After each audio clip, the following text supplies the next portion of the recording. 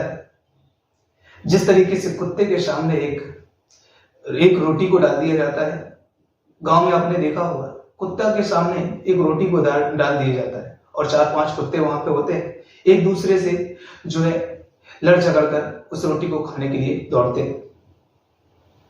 और वो भी रोटी ऐसी होती है जो सही नहीं होती, गंदी होती है, और जिसका ये भी नहीं पता होता कि उसे खाने के बाद उसका रिजल्ट क्या होगा, उसका परिणाम क्या होगा, वो क्या जाने। दोस्तों, आज के समय में यही परिस्थितियां हमारे युवाओं के साथ में है, हमारे देश के साथ में है। आज का ये वीडियो बहुत ही महत्वपूर्ण है आप सभी लोगों के लिए। हमारी बातों को सुने अगर आप लोगों के पास टाइम हो, और नहीं है तो कोई बात नहीं। दोस्तों, मैं आज के इस वीडियो लेक्चर के अंतर्गत आप लोगों के साथ हूं।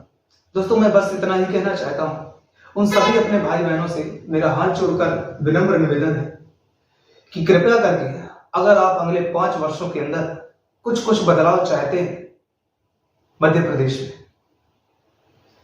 भारत में तो चल रहा है जो भी चल रहा है, लेकिन हम मध्य प्रदेश की बात कर रहे हैं क्योंकि हमारा प्यारा मध्य प्रदेश और हमारे प्यारे मध्य प्रदेश के युवा, मेरे भाई, मेरे प्रिय बहन, जितने भी लोग भाई हों, बहन हों, माताएं हों, बहनें हों, उन सब से मेरा एक बार हाथ जोड़कर विनम्र निवेदन है। दोस्तों, बार बार मैं यही कहूंगा कि आप अपने बच्चों के बारे में, आप अपने भविष्य के बारे में, अपने राज्य के युवाओं के बारे में, अपने देश के युवाओं के बारे में सोचिए, आगे चलकर खड़े हुए। आप लोगों के लिए इंपॉर्टेंट है कि आप लोग का जीवन तो धीरे धीरे बीता जा रहा है।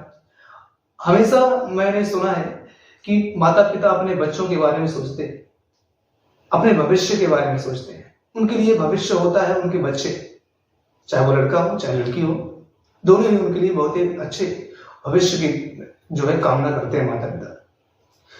तो दोस्तों, बस मैं आज के इस दौर की बात कर रहा हूं जहां हमारे देश में, हमारे राज्य की बात करें तो यहां पर बहुत सारे इश्यूज आ रहे हैं, और इशू में सबसे बड़ा मुद्दा है जो बेरोजगारी का।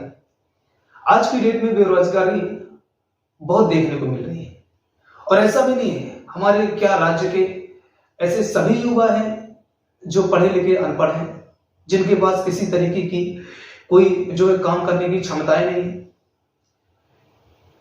इतने हमारे राज्य के ऐसे युवा हैं जो कि विश्व कप जैसे और जो है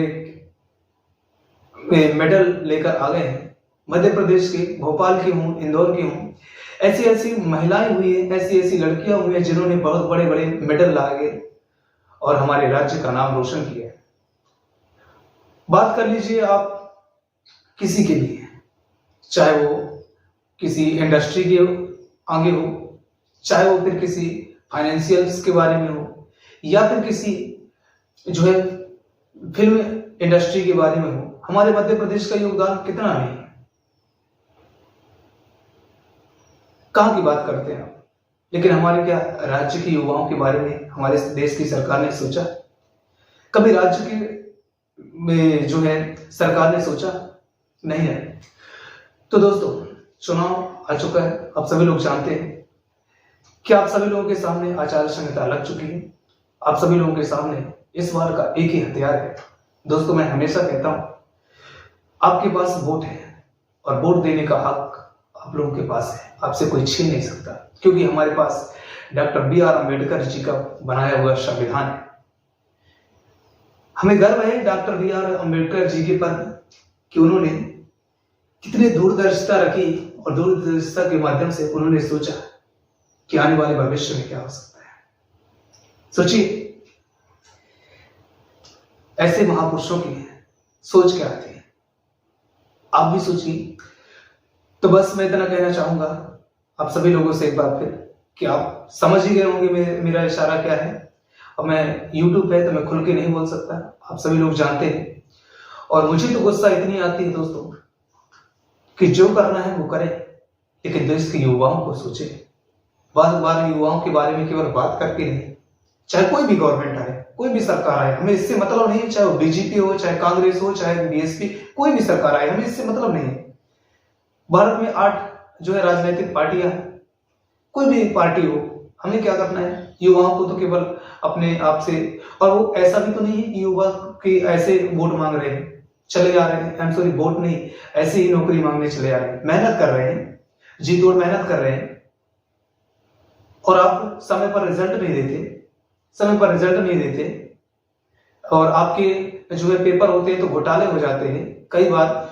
अभी पटवारी को देख लो, पटवारी को देख लेते हैं, एमपी पुलिस को देख ले, जेल प्रहरी को, चाहे किसी भी एग्जाम को दे, मैं हमेशा देखते आ रहा हूं। और अब तो पीएससी को भी देख लीजिए, ये 27% का आरक्षण लटका के रखा हुआ है। पता नहीं यह आरक्षण खत्म होगा या हम लोग खुद, युवा लोग खुद खत्म हो जाएंगे धीरे धीरे। मुझे तो यही लगता है कि आरक्षण तो नहीं हो सकता, लेकिन हम लोग खत्म हो जाएंगे। हमारे कई लोग दोस्तों, कई मुझे दोस्त ऐसे भी कमेंट करते हैं दोस्तों कि हम क्या कर रहे हैं, बताइए। ऐसे ऐसे दोस्त जान लेने की बात करते हैं, युवा।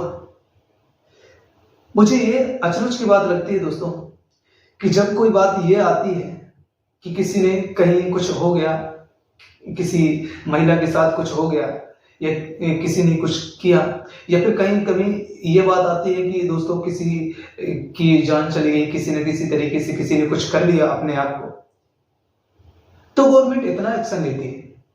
दोस्तों मैंने देखा कि कई बार हमारे कई मित्र हैं जिन्होंने पढ़ाई के तौर पर इतनी पढ़ाई की, लेकिन उन्हें जॉब नहीं मिल पाई, और रिजल्टों के कारण उन्होंने अपनी जान दे दी, और कई लोग देने के लिए तैयार। लेकिन दोस्तों मैं हमेशा कहूंगा कि आप अपने जीवन से पीछे मत हटिए, आगे बढ़िए। ऐसा नहीं है कि आप सरकारी नौकरी के भरोसे, बस आप प्रयास करिए और जीवन से आप प्यार करिए। आपका जीवन बहुत ही महत्वपूर्ण है आप लोगों के लिए। कभी भी ऐसी सोच मत रखना आप क्या एक नौकरी के सहारे जी रहे हैं। अब जीवन आपका इतना बड़ा है, कुछ और करेंगे आप, युवा है, आप यूथ हैं, 2 साल 2 साल और देख लीजिए।